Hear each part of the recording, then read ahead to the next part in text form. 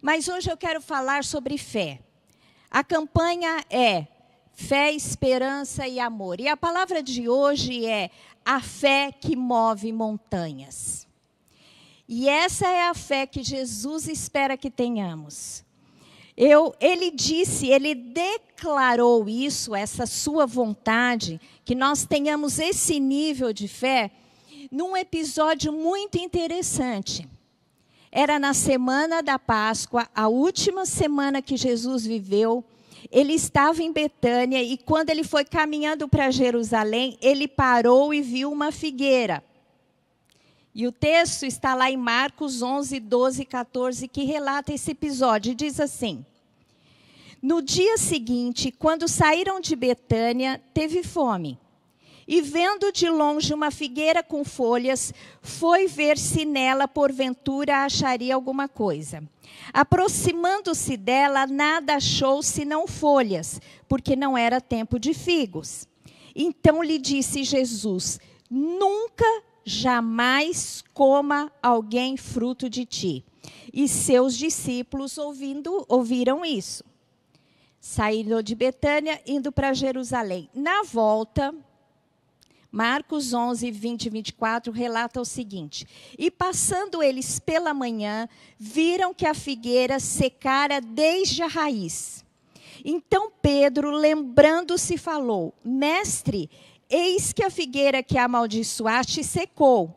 Ao que Jesus lhes disse: tende fé em Deus, porque em verdade vos afirmo que se alguém disser a este monte...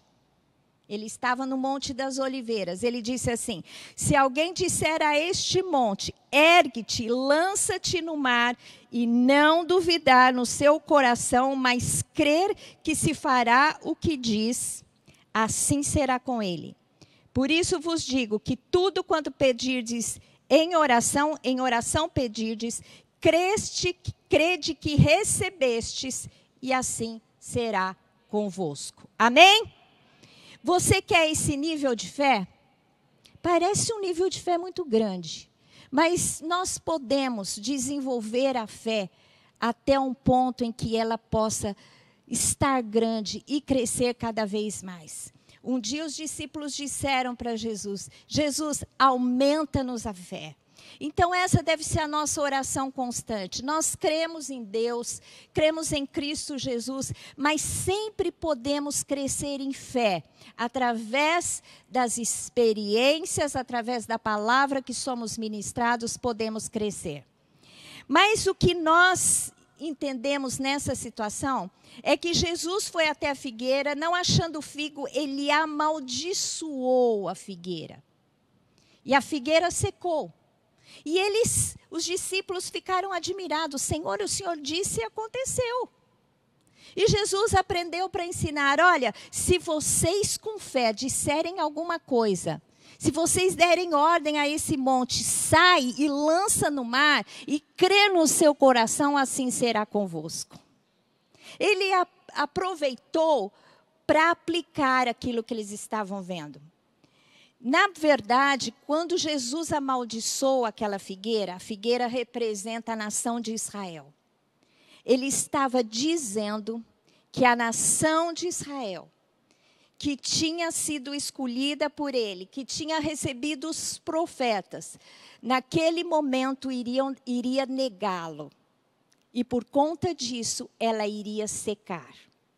E foi o que aconteceu. 70 anos depois, no ano 70, cai Jerusalém e cai, né, Israel, e eles são espalhados por todas as nações, até que Deus os agrega novamente. Então a gente vê aqui uma passagem de dupla referência.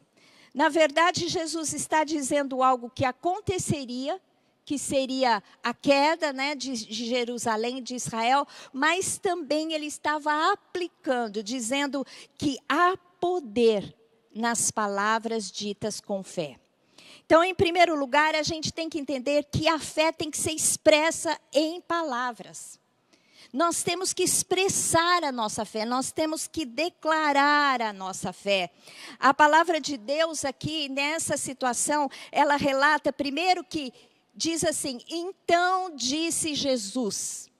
Jesus não falou em pensamento, ele declarou em voz alta que não haveria mais frutos naquela figueira. E de fato ela secou completamente. Ele declarou. E depois, quando Jesus vai nos ensinar, vai ensinar os discípulos, ele deixou muito claro quando ele diz assim: tende fé em Deus, porque em verdade vos afirmo que se alguém disser, você precisa dizer aquilo que você quer. Se alguém disser a este monte, ergue-te e lança ao mar, e não duvidar no seu coração, mas crer que se fará o que diz, assim será com ele. Tudo passa pelas palavras, há poder das palavras. Pelas palavras, Deus, não é? Através de Jesus e do Espírito Santo, criou todas as coisas. Ele disse: haja e ouve. E nós temos poder nas nossas palavras. Poder de vida e poder de morte. É por isso que as nossas palavras devem expressar a fé que nós temos. Tem um texto lá em Romanos 10, de 8 a 10, que diz o seguinte: que quem crê em Jesus deve declarar a sua fé para ser salvo. Está lá em Romanos e diz assim: porém que se diz, a palavra está perto de ti, na tua boca e no teu coração. Isto é, a palavra da fé que pregamos. Se com a tua boca confessares Jesus como Senhor, e em teu coração creres que o Deus o ressuscitou dentre os mortos, será salvo. Porque com o coração se crê para a justiça e com a boca se confessa a respeito da salvação. Nós cremos no coração e declaramos e professamos a nossa fé com a nossa boca. Assim que a salvação se processa em nós. E todo o resto, não só aquele momento pontual onde você recebe a Jesus no seu coração e você é justificado através da fé, mas todo o processo de salvação cabe declarações de fé. Amém? É por isso que você tem que encher o seu coração de fé. Porque a palavra de Deus diz que a boca fala do que está cheio, o coração. Se você encher o seu coração, se você se alimentar da palavra de Deus, através da leitura, ouvindo pregações como vocês estão fazendo aqui, você que está aqui online conosco, se você estiver se enchendo de fé, através da leitura, de ouvir a palavra, de ouvir os cânticos que ministram de fé, de ter comunhão com pessoas que te ministram fé, fazer um discipulado, ter uma mentoria, você vai se enchendo. E aquilo que você alimenta é o que é forte em você. Portanto, se alimente da palavra para que você seja cheia de fé e professe palavra de fé. Porque se você assim fizer, as coisas vão começar a acontecer na sua vida. Talvez você esteja pensando: então talvez seja por isso que existe uma lacuna, né? Ou uma escassez de bênção. Porque quem não é capaz de ser uma pessoa, como eu disse a última semana, ter esperança no coração, aquele vetor positivo, ter palavras de ânimo, palavras de posicionamento em Deus, num Deus que é poderoso, não é capaz de gerar coisas especiais e bênçãos especiais na nossa vida. Porque se você pensar, por que um é mais abençoado que o outro? Qual é a diferença? A diferença não é Deus, porque se fosse Deus, ele seria injusto. A diferença está em nós. Se nós concordamos ou não a respeito daquilo que Deus quer fazer nas nossas vidas. E se nós cremos no coração e confessarmos com a boca, as coisas acontecerão na nossa vida. Né? A palavra de Deus lá em Efésios diz assim, que o Senhor Deus já nos abençoou. Ele já fez essa obra. Ele nos abençoou com toda sorte de bênção espiritual nas regiões celestes. Tudo está preparado para você na região celeste, no reino espiritual. O que você tem que fazer é, através da fé, trazer à existência as coisas previamente preparadas para você. Amém? O que é que você necessita hoje? Qual é a escassez da sua vida? Jesus veio para que você tivesse vida e vida em abundância. Por isso, minha querida, meus queridos, Deus tem tudo já para nós. E nós temos que ter fé. E temos que fazer uma coisa que eu quero declarar agora. Você precisa dar ordens às circunstâncias que se transformem na sua vida. O que Jesus fez? Ele deu ordem à figueira. Que não haja mais fruto em ti. E quando ele disse para os discípulos, ele disse assim, você tem que dar ordem.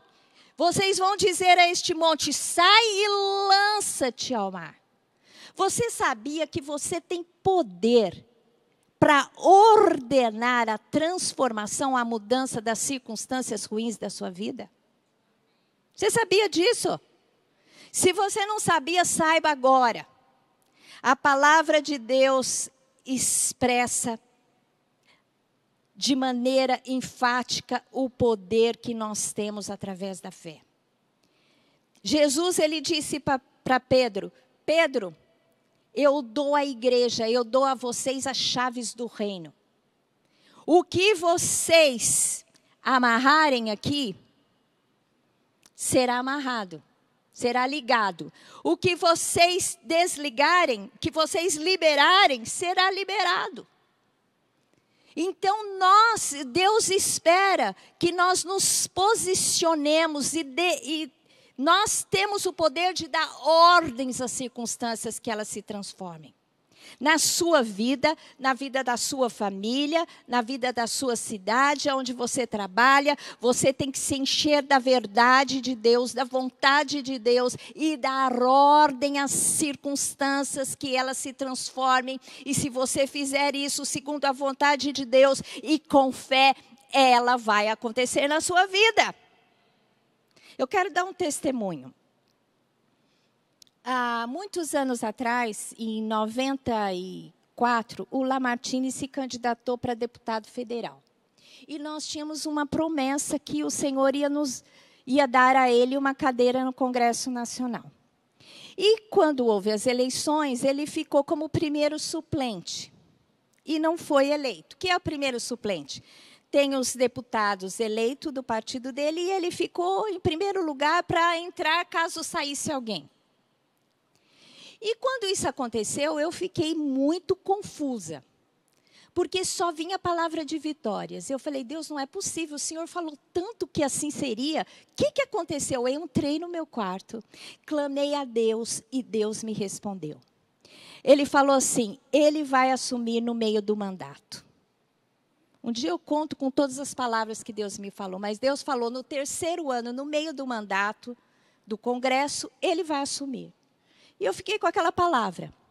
Quando chegou no segundo ano, teve as eleições municipais. E dos deputados do partido dele, um só deputado saiu para se candidatar como prefeito.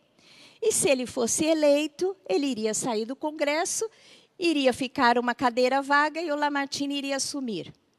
Só que esse deputado era candidato em Santos. E ele começou a campanha com 4% dos votos. E a atual prefeita estava concorrendo à reeleição e estava lá em cima nas pesquisas. E nós começamos a orar os intercessores. Eu falei, Senhor, o Senhor me deu uma palavra. Então eu sei que vai acontecer. Deus me deu sonhos, confirmou que isso ia acontecer. Então eu sabia que Deus faria. Mas o que aconteceu? Teve o primeiro turno das eleições municipais. E esse deputado que tinha que ganhar, se tornar prefeito para dar o lugar para o Lamartine, foi para o segundo turno. E no segundo turno, Todas as pesquisas ele perdeu, inclusive na pesquisa de boca de urna. Ele não ganhou em nenhuma pesquisa, ele só ganhou na urna. E ganhou porque o Lamartine tinha que assumir. Mas sabe o que aconteceu? Como aqui em São Paulo, o partido da prefeita, né, a prefeita de Santos, que na época era o PT, tinha perdido a candidatura, eles estavam falando que todo mundo ia descer, a militância do PT ia descer para Santos, para fazer a boca de urna para a prefeita se reeleger. Então, não tinha como ela perder, porque eles são muito militantes. E eu falei, bom, então o que nós vamos fazer para que isso não aconteça? Teve a última reunião dos intercessores e eu falei assim, a militância não pode descer, porque se ela ganhar, o outro candidato não ganha, o Lamartine não pode assumir a cadeira dele. Então, nós vamos impedir que a militância desça. Oramos em concordância, eu falei, e nós, né, todos os intercessores em concordância. Aqui eu não estou fazendo nenhuma apologia a partidos, tá, gente? Não quero falar sobre isso. Eu estou dizendo o que aconteceu naquele episódio. O candidato precisava ganhar para o Lamartine subir. Bom, nós, pela intercessão, demos ordem. Eu orei e todos concordaram. Eu falei, Senhor, em nome de Jesus, eu decreto que essa militância não vai descer para Santos. Sabe o que aconteceu? Na noite da eleição, teve uma chuva tão grande que teve um desmoronamento e ninguém desceu no dia da eleição para o litoral. A militância não desceu. O candidato que ganhou, não tinha ganho nem na pesquisa de boca de urna, ele só ganhou na urna. Quando Deus te der uma palavra, você não pode sair por aí fazendo decretos levianamente. Mas quando Deus te der uma palavra e uma promessa, você tem que começar a declarar.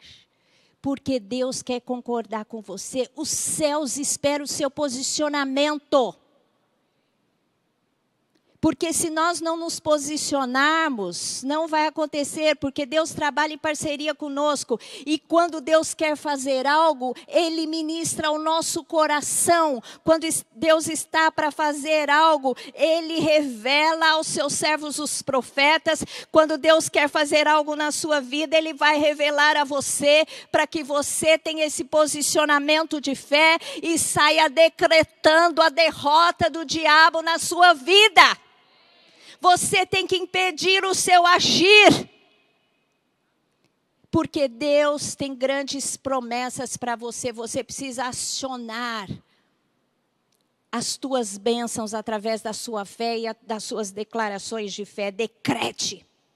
Faça declarações dirigidas por Deus e pela sua palavra. Deus nos garante lá em 2 Coríntios 1:20 que diz assim, porquanto quantas são as promessas de Deus? Tem promessa? Tantas tem nele o sim. Nas promessas de Deus, Deus tem o sim. Porquanto também por ele é o amém. E Deus diz sim e Deus diz amém. Para a glória de Deus por nosso intermédio. Porque quando você é abençoada por Deus, Deus é glorificado através de você, porque ninguém quer servir um Deus de uma pessoa derrotada.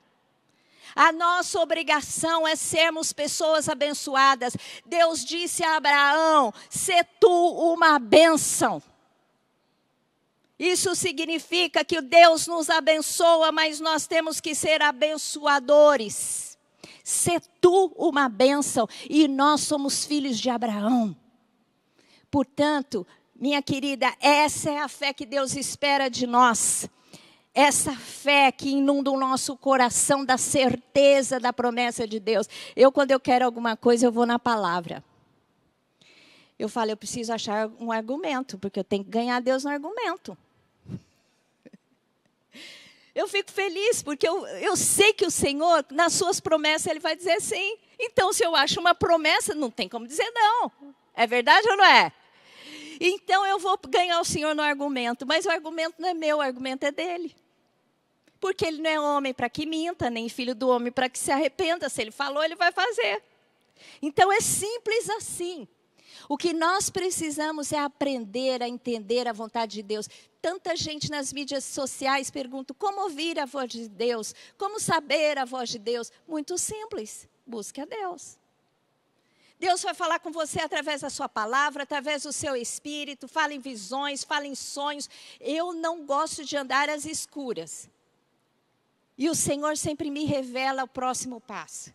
Eu pego aquele argumento, eu digo assim, Senhor, a tua palavra diz que o Senhor não fará nada antes de ministrar, né, de revelar aos seus servos os profetas. E Deus, por amor a mim, Ele não tinha que fazer isso. Mas por amor a mim, eu acho que porque eu sou insistente, Ele vai me mostrando os passos. O ano passado, todo ano Deus nos dá um decreto para o ano. O ano passado foi um decreto de bênção, de fartura, que se cumpriu exatamente como o Senhor disse. E todos os anos Deus faz isso. Então, minha querida, busque, creia, encha-se de fé que você vai viver os maiores milagres da sua vida. Esse é o tempo de viver os maiores milagres da sua vida. Você quer isso? Então diga, Senhor, aumenta a minha fé. Amém, glória a Deus. E isso é um exercício. E por último lugar, eu quero dizer para você, viva o futuro hoje. O seu futuro não está no amanhã, o seu futuro está no hoje. Sabe como se processa o futuro hoje? A palavra de Deus é como uma semente, que quando você concorda, gera em você um embrião. É como se uma promessa é um filho que está no seu ventre. Você sabe que ele está lá, você sente ele lá, você já visualiza o futuro, né, daquela criança que vai nascer, só que tem um tempo dela nascer. Então a fé se processa na espera, é a certeza da espera. Você sabe que você está grávida. Você sabe que o filho vai nascer. Você não vê, mas você sente. Aqui é assim, se você pedir crendo que recebeste é o futuro no passado. Você vai viver algo que você já vive hoje no reino da fé. Amém? Então, por exemplo, se você ora por um filho, se você ora pela conversão do seu marido, você vai viver o futuro hoje, porque você vai começar a viver alegremente, cheio de esperança, porque você vai crer que um dia vai nascer aquela bênção, um dia vai nascer aquele propósito, mas você está grávida hoje. Amém? A fé faz isso, a fé te engravida, e você sente como se você já tivesse vivido aquela experiência. Amém? E quando você sente de tal forma, como se tivesse existido hoje, você já deu à luz a esse filho. Vai acontecer, não tem como não acontecer. Então, minha querida, comece a viver as bênçãos pela fé. Seja ousada diante de Deus. Os espias. Vocês imaginam? Essa história é muito intrigante e ela nos ensina várias lições. Deus liberta o povo do Egito, o povo hebreu, os leva através da liderança de Moisés para o Monte Sinai. Ali no Monte Sinai, Deus fala com Moisés e dá a lei ao povo. Todas as regras de vida, de conduta, de relacionamento, tudo. Como teria que ser construído o tabernáculo, como deveria ser a adoração. Instrui aquele povo na lei do Senhor. Depois eles ficam lá durante 2 anos. Depois eles saem dali e vão até Cades Barneia. E Cades Barneia é a divisa da terra que eles deveriam tomar posse como herança. Porque o Senhor havia prometido a Abraão, a Isaac, a Jacó, a José, que foi para o Egito, que daria a terra de Canaã como herança. Aquela era a terra que eles iriam possuir. Quando eles chegam ali diante da terra, em Cades Barneia, Moisés elege 12 príncipes, né? 12 líderes de família, das tribos, e eles vão, um de cada tribo, e eles vão espiar a terra. Vão saber o que tinha na terra. E aí eles voltam com o relatório. Olha, a terra de fato é como o Senhor disse, mana, leite e mel. E era tempo da colheita de uvas. E eles trazem um cacho de uva que tinha que ser carregado por vários homens. Um homem não conseguia carregar. Então, o relatório foi em concordância com a promessa de Deus. Olha, de fato, Deus disse que a terra manaria leite e mel. E realmente tem grande fartura na terra. Só que os mesmos 12 que tinham vivido as maravilhas que Deus fez para libertar o povo do Egito, as pragas do Egito, né? Tinham vivido aquele momento que Deus se manifestou com mão forte, libertando o povo do Egito, né? Até o faraó vai atrás deles, Deus destrói todo o exército do faraó. Aliás, ontem a gente assistiu, quem assistiu a novela A Bíblia viu, né, a passagem do Mar Vermelho. Tudo isso eles viram, os 12, eles viram a mesma coisa.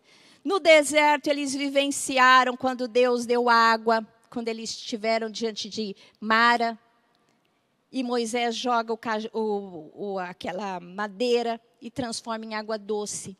Eles viram, os 12 vivenciaram quando eles precisaram de alimento e Deus fazia chover o maná diariamente. Deus os conduzia de dia com uma nuvem que amenizava o calor do dia, à noite com uma nuvem de fogo para que eles não ficassem na escuridão. Os 12 tinham vivido essas maravilhas. Você sabe que toda vez que eu assisto a libertação do povo, já começa uma angústia. Porque eu começo, gente, esse povo que viveu maravilhas vai ficar 40 anos no deserto por incredulidade. Eu acho que se eu fosse daquela geração, eu teria um desespero na minha vida. Porque aquela geração que foi liberta com mão poderosa, chegou diante da terra, os 12, com as mesmas condições vividas, e 10 vêm com um relatório descrente. 10 descreram na promessa de Deus. Eles viram que a terra era de fato, mas eles não creram que Deus daria a terra para eles. E 2, Josué e Calebe creram na palavra de Deus. 10 focaram nas dificuldades e na visão de si mesmos. Eram aqueles escravos do Egito que vieram com aquela visão de escravidão. Tinham uma visão negativa de si mesmo. Então, eles se acharam pequeno demais para conquistar aquilo. Eles olharam para si e olharam para as circunstâncias. Imagina, os povos que viviam ali eram povos altos, grandes, e eles achavam que não podiam enfrentar aqueles povos. Olha o relatório deles, em Números. Porém, os homens que com ele tinham subido disseram, não podemos subir contra aquele povo, porque é mais forte do que nós. Olharam para as circunstâncias. E diante dos filhos de Israel, infamaram a terra que haviam espiado, dizendo, a terra pelo meio da qual passamos a espiar é terra que devora os seus moradores. Porque era uma terra num lugar muito estratégico. Então, eles queriam dizer, todos os povos que ali passaram foram derrotados. E outros vêm e conquistam. Então, eles infamaram a terra. Não é? A terra por meio do qual passamos a espiar é a terra que devora os seus moradores. E todo o povo que vive nela são homens de grande estatura. Também vimos ali gigantes. Os filhos de Anak são descendentes de gigantes. E éramos aos nossos próprios olhos como gafanhotos, e assim também o éramos aos seus olhos. A pessoa que vive na incredulidade é porque tem uma visão errada de si. Eles não eram como gafanhotos. Eles se viam como gafanhotos. Mas eles não eram. Eles eram filhos do Deus Altíssimo, do Deus poderoso, que quando o exército do faraó foi atrás dele, Deus se irou contra aquele exército e os destruiu. Nós somos como a menina dos olhos de Deus. Nós somos filhos, nós somos filhas do Deus Altíssimo. É assim que nós devemos nos ver. E eles não se viam assim. Eles se viam menores, como gafanhotos, como escravos. Eles tinham aquela coisa da escravidão. Eles tinham saído do Egito, mas o Egito não tinha saído do coração deles. E eles não foram capazes de crer. E eles convenceram todo aquele povo. Aqueles 10 convenceram o povo de Israel. E durante uma noite eles choraram e disseram, não vamos. Deus disse, eia, subamos. Deus disse através de Josué e Calebe. Josué e Calebe, pelo lado deles, eles tiveram uma declaração, um relatório totalmente diferente. Eles disseram assim, vamos, eia, subamos. Porque o Senhor é conosco e se Ele se agradar de nós, se nós tivermos fé a ponto de agradar ao Senhor, nós o derrotaremos e eles serão para conosco como o pão que nós vamos comer. Viu a diferença? Mesmas circunstâncias, mesmas experiências, diferentes atitudes. É assim que acontece na vida. O que crê, o que descrê. Eu me lembro na célula, eu contava muito testemunho na célula. E teve uma vez um senhor na célula, que eu nunca me esqueço, que eu falei, gente, ele teve coragem de expressar aquilo que muita gente deve pensar e não tem coragem. Ele veio para mim e falou assim, você contou tal bênção, você só conta bênção. Só você que vive essas bênçãos? Ele falou desse jeito para mim. Eu falei, gente, como foi corajoso para falar isso para mim? Eu falei assim, olha, se só eu que vivo essas bênçãos, eu não sei, eu posso falar de mim. Dos outros eu não sei. Mas o que eu vivo, eu não vou deixar de falar. Amém. Você vê que coisa? Até testemunho de fé, para alguns encoraja, para outros não. Irrita, porque não tem fé. Então, não são capazes de crer, irritam que crê. Sabe aquela coisa de você ser alegre, positivo, e aquele rabugento que se incomoda com a sua alegria? É mais ou menos assim. E a realidade da humanidade é assim. Jesus, quando estava na cruz, teve dois bandidos que foram crucificados com ele. Um olhou para aquele homem, prestes a morrer, numa morte vergonhosa, e viu nele o rei. Falou, Senhor, lembra-te de mim quando entrares no teu reino. O outro, com a mesma circunstância, olhou para Jesus e falou, isso é um derrotado, eu não quero nada com você. Então, na vida é assim, minha querida. Você que está me ouvindo, a vida é assim. Você pode escolher quem você quer ser. Os que creem ou os que descreem. Depende da gente. Mesmas circunstâncias. Você pode estar passando por uma dificuldade que a irmã que está do teu lado está vivendo. Uma pode ter uma atitude positiva de fé, a outra pode não ter. Depende só de nós mesmos. Porque o que Deus tinha que fazer por nós, Ele já fez. Amém? Então, eu quero dizer uma coisa. Se você der ordens a seu favor, em concordância com a palavra e com a vontade de Deus, nada te impede de viver os milagres que Deus tem para você. Quando você tiver algo, se você não tem uma palavra expressa que você pode pegar como argumento, busque no Senhor até que Deus te revele o que Ele tem para você. Você não precisa ficar correndo atrás de A ou B para orar para você. Não, você tem que buscar a Deus no seu quarto, ter experiências com Deus, porque quanto mais experiências você tiver com Deus, mais Deus fará na sua vida e mais a sua fé será crescida. E na próxima experiência você vai crer mais do que a anterior. E assim você vai galgando de fé em fé e a sua fé vai sendo aumentada. Amém? O que Deus quer de você hoje é: monte, saia e joga-te ao mar e assim será convosco. Amém? Feche os seus olhos agora, eu quero orar por você. O Espírito Santo está aqui neste lugar e está entrando também nos lares que estão nos ouvindo. Meus queridos, minhas queridas, Deus quer que você agora se arrependa da sua incredulidade. Se você tem olhado para si mesma e não tem uma visão correta de si, peça perdão a Deus, porque Deus quer ministrar ao seu coração hoje. Você é filha e eu te amo. E você é herdeira, co-herdeira com Cristo. Jesus Cristo pagou um alto preço pela sua felicidade, pela sua conquista. O Senhor é com você. Então se aproprie dessa verdade. Olhe para você mesma e acredite nas palavras de Deus acerca de você. Você é filha do Deus Todo-Poderoso.